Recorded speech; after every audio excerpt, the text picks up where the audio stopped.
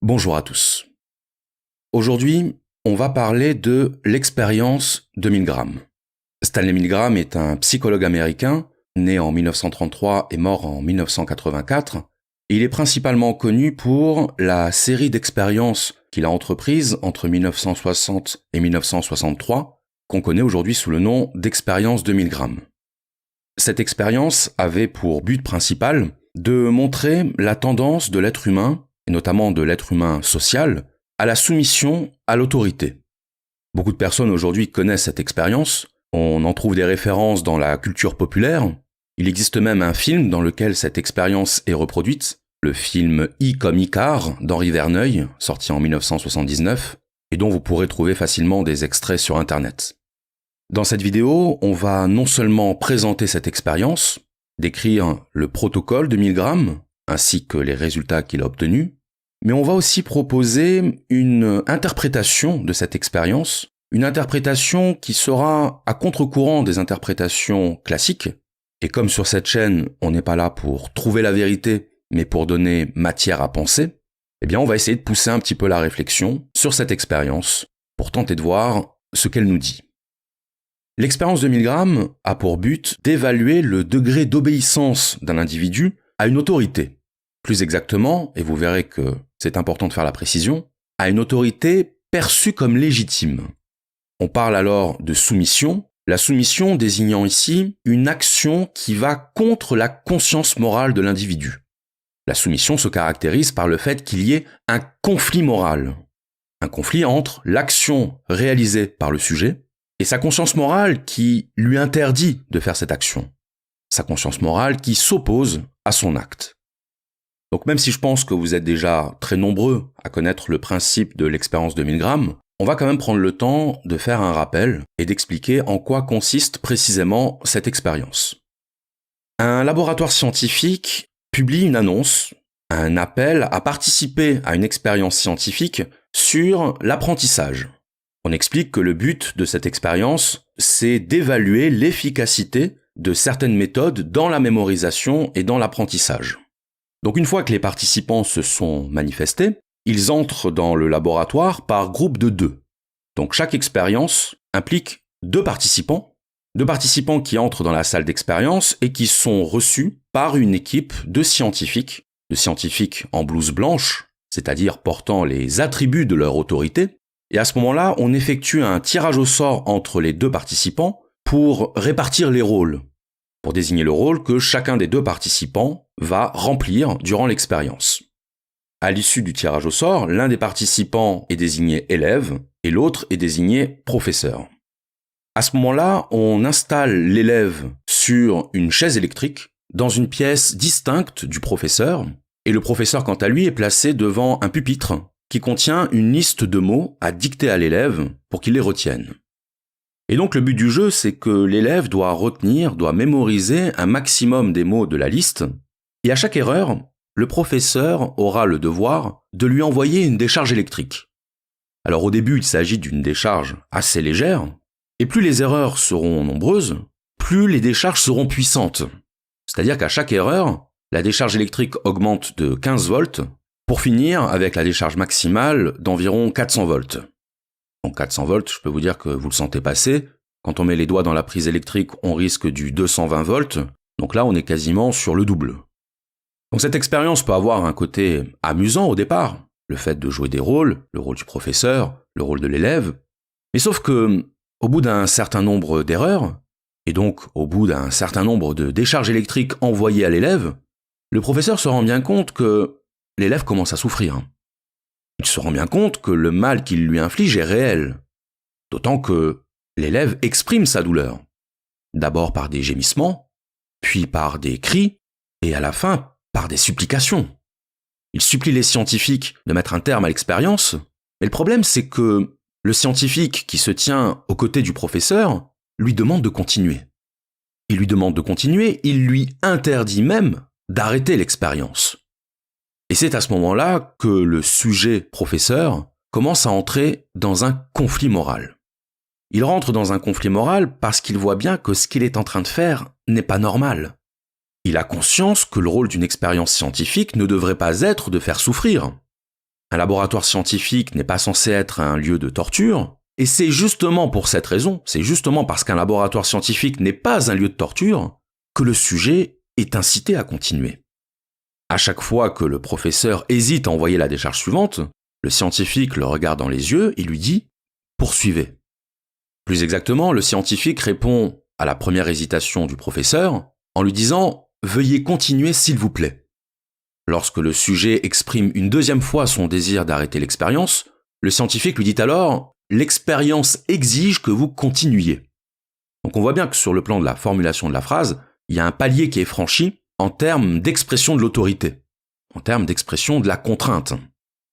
Au bout de la troisième fois, le scientifique répond « Il est absolument indispensable que vous continuiez ». Donc là encore, un nouveau cap est franchi dans la rhétorique de l'obéissance pour arriver à la quatrième phrase du scientifique « Vous n'avez pas le choix, vous devez continuer ».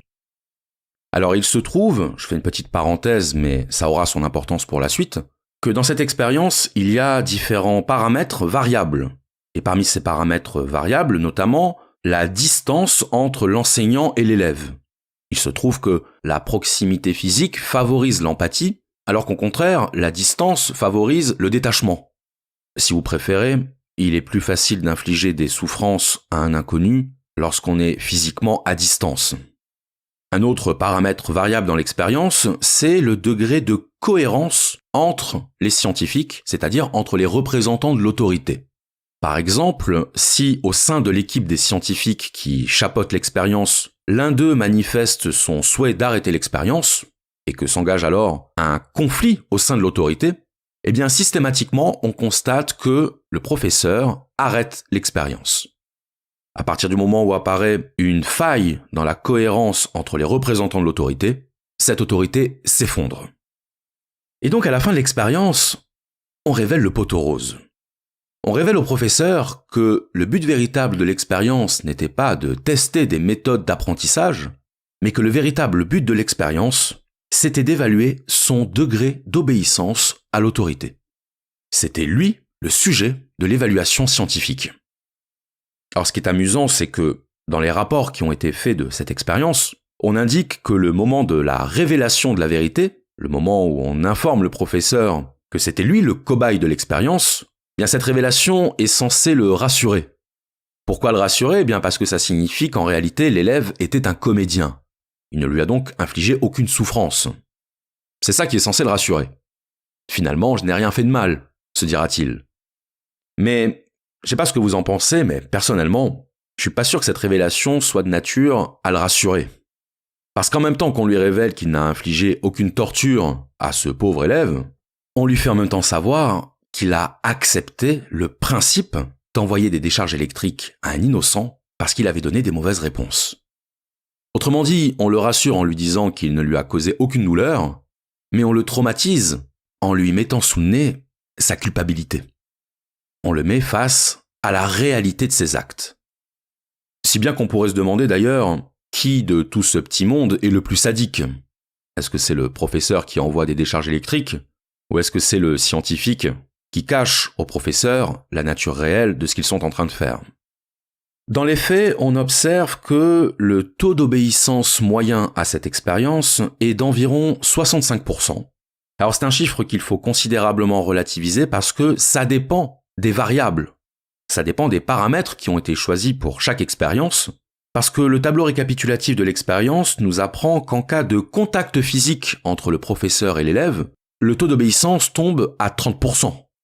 Et plus encore, quand il y a des ordres contradictoires au sein de l'équipe scientifique, le taux d'obéissance chute carrément à 0%. Donc on voit bien à quel point la cohérence au sein des représentants de l'autorité est absolument primordiale dans l'obéissance du sujet. Et dans tous les cas, on retiendra que tous les participants, absolument tous les participants, ont manifesté des signes de réticence. Des signes de réticence qui pouvaient aller de la simple question « Est-ce que je dois continuer ? Est-ce qu'il est normal que l'élève ait aussi mal ?» à la protestation, voire à l'interruption pure et simple de l'expérience. Donc déjà, ça permet de voir qu'il n'y avait pas beaucoup de psychopathes dans le lot. Et ça, en soi, c'est déjà rassurant. Et pourquoi je dis ça? Eh bien, justement parce que j'aimerais maintenant aborder le sujet des commentaires qui ont été faits à propos de cette expérience, et notamment le commentaire de Milgram lui-même. Milgram a qualifié les résultats de son expérience d'inquiétants. Et c'est d'ailleurs l'idée qu'on retrouve la plupart du temps dans l'opinion publique, c'est-à-dire que quand on demande à une personne qui a connaissance de cette expérience ce qu'elle pense des résultats, eh bien la plupart des personnes disent la même chose, que c'est inquiétant, que ça révèle à quel point l'être humain est soumis, à quel point l'être humain obéit à l'autorité, au point d'occulter totalement ce que lui dit sa conscience. C'est ça le commentaire le plus fréquent sur cette expérience. En 1974, Milgram a cherché à comprendre les causes de ces résultats.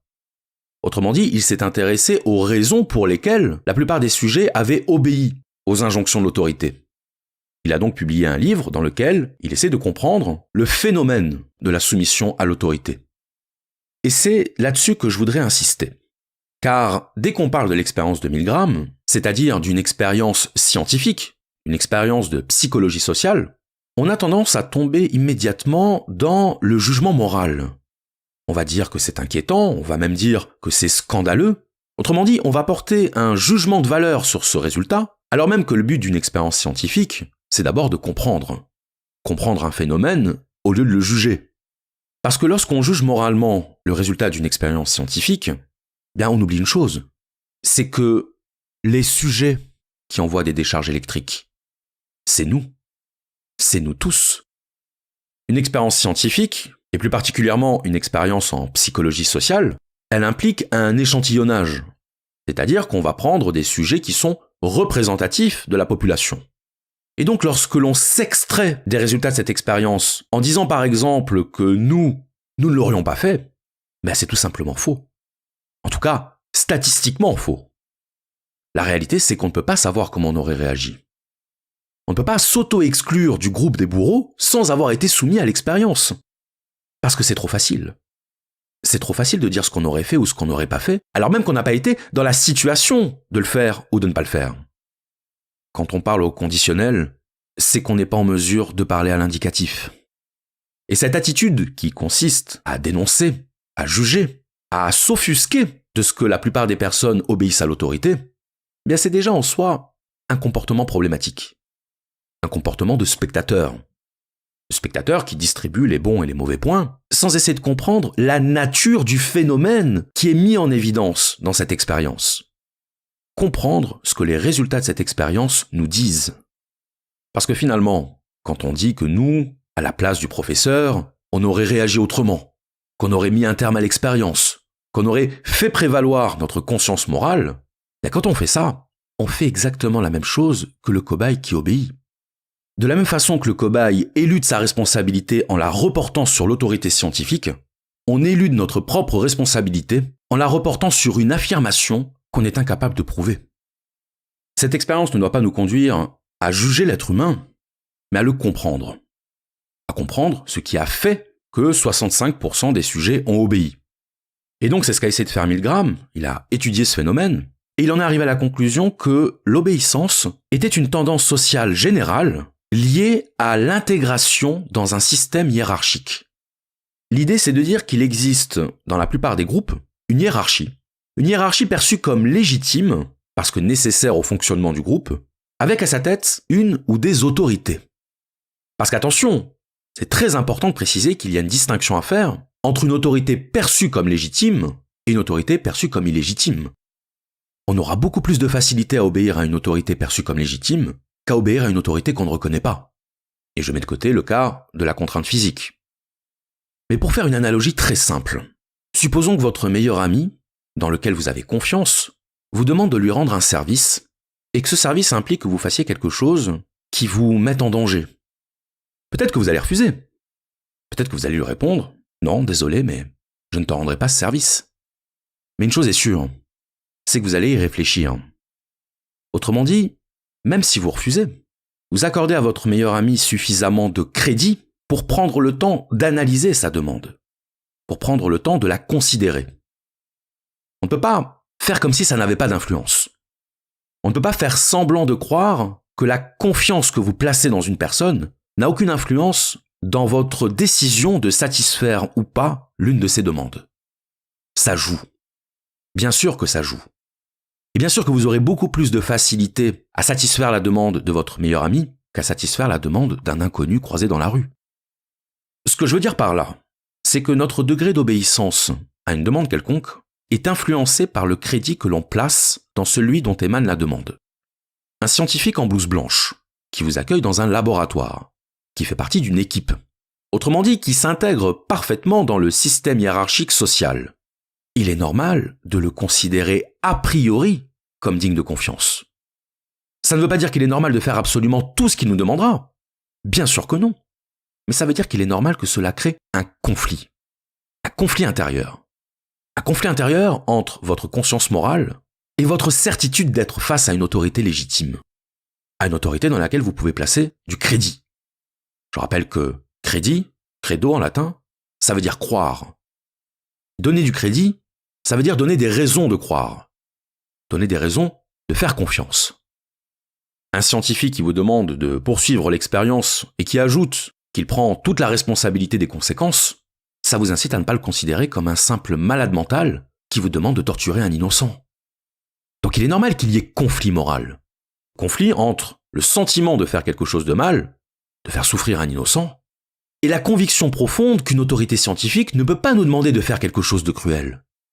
Parce que si on ne peut pas faire confiance à un scientifique, autrement dit si on ne peut pas se fier à un représentant légitime de l'autorité, bien à ce moment-là, c'est notre confiance dans les structures mêmes de la société qui s'évapore. À ce moment-là, on ne peut plus avoir confiance en personne. Vous comprenez ? Le sujet qui envoie les décharges, il est bien conscient que ce qu'il fait n'est pas normal. Il est bien conscient que ça ne se fait pas. Et pourtant, il est en train de le faire. Il faut bien qu'il y ait une raison. Il faut bien qu'il y ait une explication. Et même si le sujet ne voit pas l'explication, même s'il persiste à trouver ça anormal, il a en lui une confiance dans les structures de la société telle qu'il ne peut pas croire qu'on lui demande de commettre un acte répréhensible. Un acte condamnable sur le plan moral. Alors vous allez me dire, c'est une conception bien naïve. Comment croire que des représentants de l'autorité ne puissent pas nous demander de faire quelque chose d'illégitime ? Bien sûr que c'est naïf.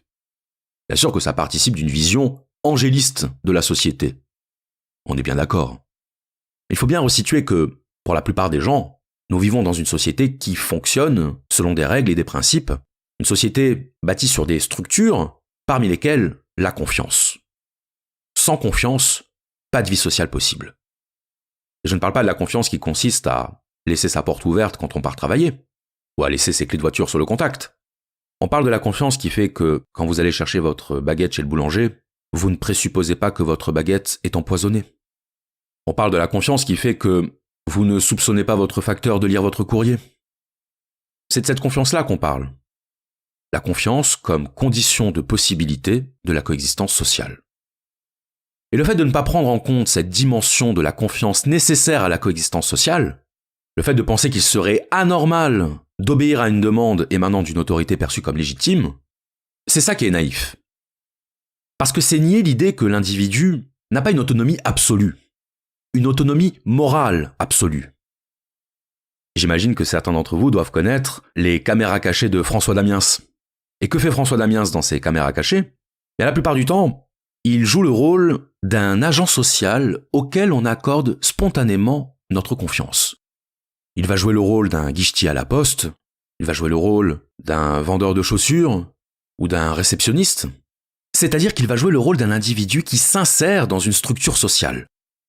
Et donc quand il s'amuse à faire répéter 25 fois la même chose à un usager, eh bien l'usager, de bonne foi, il va lui répéter 25 fois la même chose. Et l'usager va bien entendu se rendre compte qu'il y a un problème, se rendre compte que la situation n'est pas tout à fait normale. Et pourtant, il va malgré tout accepter. Il va malgré tout jouer le jeu de la confiance sociale. Et l'être humain est très fort quand il s'agit de croire dans des raisons qu'il ignore. L'être humain est très fort quand il s'agit d'accepter de ne pas comprendre dans une situation qui sort totalement des règles conventionnelles. Des règles qu'on s'attend à voir appliquées dans la société. L'individu se dira, si on sort des conventions, c'est qu'il y a une raison. Je ne peux pas croire dans l'idée que les structures sociales ne tiennent plus. Donc j'accepte. J'obéis, parce qu'il doit bien y avoir une raison. Cette attitude qui consiste à se rendre compte que quelque chose n'est pas normal, mais à l'accepter au nom de la confiance dans les structures sociales, c'est ce que j'appellerais un conflit des paradigmes. Le conflit entre notre représentation des structures sociales et la réalité de la situation à laquelle on fait face. Et ce conflit peut conduire le sujet à prendre le parti de la confiance dans les structures de la société. Et d'ailleurs, rappelez-vous, on disait que le taux d'obéissance des sujets de l'expérience de Milgram tombait à 0% quand le sujet percevait une décohérence de l'autorité. C'est-à-dire lorsque deux représentants de l'autorité émettent un désaccord. Et ça confirme tout ce qu'on vient de dire. C'est-à-dire que quand François Damiens joue le rôle d'un guichetier à la poste et qu'il persécute un pauvre usager, il suffit que le directeur de la poste arrive et qu'il demande à François Damiens ce que c'est que ce bordel, qu'il lui demande à quoi il joue, à ce moment-là, vous pouvez être certain que l'usager va se rebeller. Parce que la décohérence de l'autorité à laquelle il sera en train d'assister, ce sera pour lui le feu vert à la désobéissance. Le feu vert à l'expression de son autonomie morale. Juger celui qui obéit et le qualifier de soumis, c'est oublier un peu vite que nous obéissons tous à des autorités.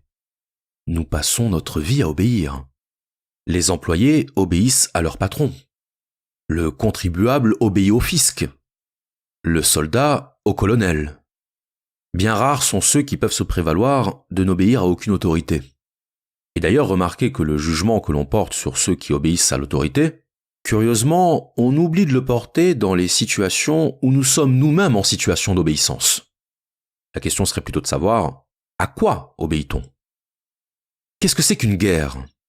Une guerre, c'est une soumission massive à une autorité. Une guerre, ça consiste à aller tuer sur ordre, à tuer des personnes qu'on ne connaît pas, et de le faire sans qu'on nous pose la question de savoir si on trouve ça légitime ou pas. Et pourtant, nous célébrons les héros de guerre comme des modèles de courage. Le problème n'est pas tant l'obéissance que l'obéissance aveugle. L'obéissance aveugle, c'est l'obéissance qui nous fait abandonner notre discernement. C'est l'obéissance que nous ne remettons pas en cause. C'est l'obéissance comme habitude sociale. Et finalement, on peut trouver beaucoup plus de choses à reprocher au conformisme social, c'est-à-dire à la soumission libre et consentie à des normes, à des codes que nous ne remettons absolument pas en cause au quotidien, comme la soumission à la mode, comme la soumission à l'idéologie dominante. Cette soumission du quotidien qui nous rend aveugles à l'abandon de notre discernement, à l'abandon de notre libre arbitre. Le conformisme social est d'autant plus problématique qu'il n'est pas perçu de manière consciente, contrairement à l'obéissance à une autorité qui, elle, est consciente. Dans le cas de l'obéissance à une autorité, un conflit des paradigmes s'engage. Un conflit des valeurs et des représentations traverse l'individu. Il est face à un dilemme, mais il a au moins conscience d'être face à un dilemme. C'est parce que le conformisme social est inconscient et n'est pas perçu comme dangereux qu'il est d'autant plus dangereux. Parce qu'à travers le conformisme social, on abandonne notre capacité d'insurrection. En 1961 s'est tenu le procès d'Adolf Eichmann. Eichmann était un haut fonctionnaire du Troisième Reich. Il était responsable de la logistique de la solution finale. Après avoir échappé au procès de Nuremberg, il a été retrouvé, capturé et condamné à mort à l'issue d'un procès à Jérusalem. Et la philosophe Hannah Arendt s'est intéressée à son cas, elle s'est intéressée à son procès, dont elle a fait un compte-rendu dont une phrase est restée célèbre, une phrase dans laquelle Hannah Arendt évoque la banalité du mal. Ce que cette expression signifiait, et c'est ce que dira Hannah Arendt, et qui d'ailleurs lui vaudra de très nombreux reproches, c'est le fait qu'elle ait dit que le comportement d'Eichmann se rapprochait davantage d'un comportement bureaucrate que d'un comportement criminel. Autrement dit, Eichmann n'ayant pas été au contact des conséquences de ses décisions, il n'a à aucun moment eu le sentiment d'agir en criminel de guerre.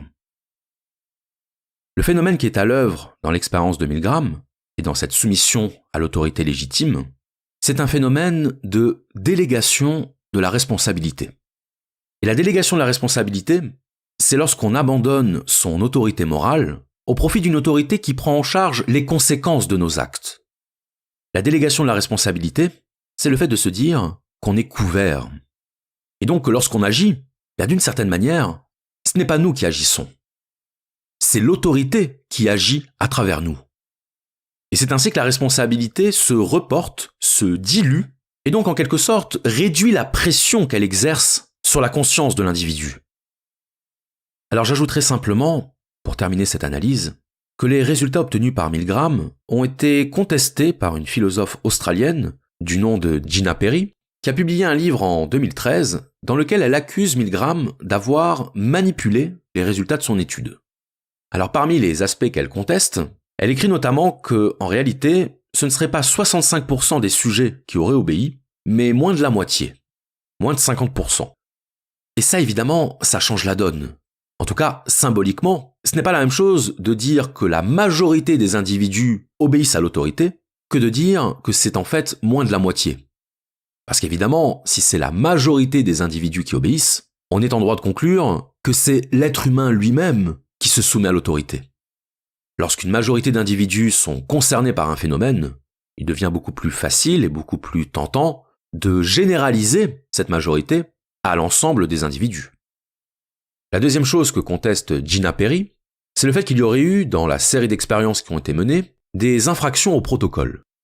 On a vu tout à l'heure que, face aux réticences du sujet évalué, face aux réticences du professeur, le scientifique devait prononcer 4 phrases, et à chaque nouvelle phrase, l'injonction se faisait un peu plus pressante. Ce que nous dit Gina Perry, c'est qu'il est arrivé que le scientifique aille jusqu'à demander 26 fois au sujet de poursuivre l'expérience. 26 fois au lieu des 4 qui étaient prévus dans le protocole.